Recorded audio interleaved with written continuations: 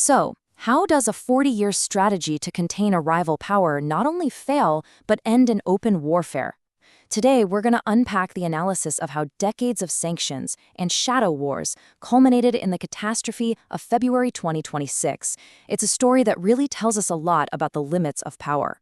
Okay, so let's set the scene. It's February 28th, 2026. The world is glued to their screens as the President of the United States makes a direct, public call for the people of Iran to overthrow their government.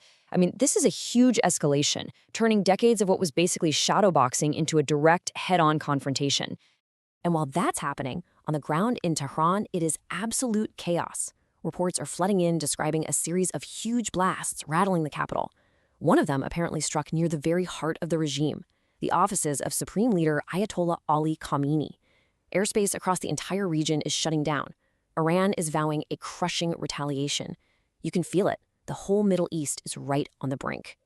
And all this chaos really begs the big question, the one we're here to analyze. How did 4 decades of trying to contain Iran, to box them in, lead not to their submission, but to all-out war? Let's break it down.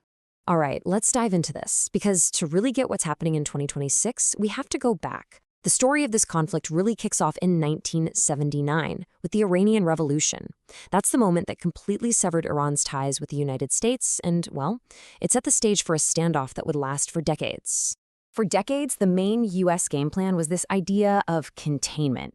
It all started right after the revolution in '79 with sanctions. Then, in the '80s, Iran's nuclear program got a lot more serious, especially after the brutal war with Iraq.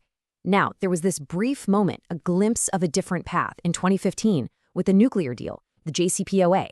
But that didn't last long. By 2018, it was scrapped in favor of a new maximum pressure campaign, and the temperature just kept rising, leading right up to the assassination of Qasem Soleimani in 2020. But through it all, the logic from the U.S. side was always the same. Just squeeze hard enough, and eventually Iran will have to break. And let me tell you, that pressure was absolutely immense. The policy analysis points out that by 2013, this relentless campaign of sanctions had shrunk Iran's entire GDP by a staggering 20%. And that's not just some abstract number, right? That represented a very deliberate strategy to try and cripple the Iranian economy from the inside out and force a change. But here's the thing. While the U.S. was busy squeezing, Iran wasn't just taking the hits. Nope. They were building their own powerful counter-strategy.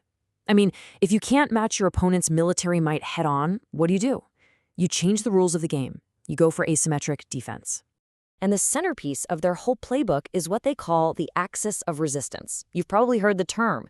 It's essentially a web of allied governments and, maybe more importantly, these powerful armed groups all across the Middle East. The goal was pretty clear: create a strategic buffer zone and give Iran the ability to push back and project power without ever having to get into a direct war with the U.S. or Israel. And we're not talking about something abstract here. Look at the actual players on the board. You've got Hezbollah in Lebanon sitting on an arsenal of over 130,000 rockets. You've got Hamas getting hundreds of millions in funding, the Houthis in Yemen armed with advanced drones, and a whole network of militias spread across Syria and Iraq. You see, this was Iran's real power. It was an architecture that decades of sanctions just couldn't break. So you've got this stalemate, right? But that kind of situation, it can't last forever. By 2023, patience, especially in Israel, had just about run out, and the strategy shifted big time. It went from economic pressure to direct, violent, kinetic action. And this is where you see the fundamental break from the past. So forget that slow squeeze of containment.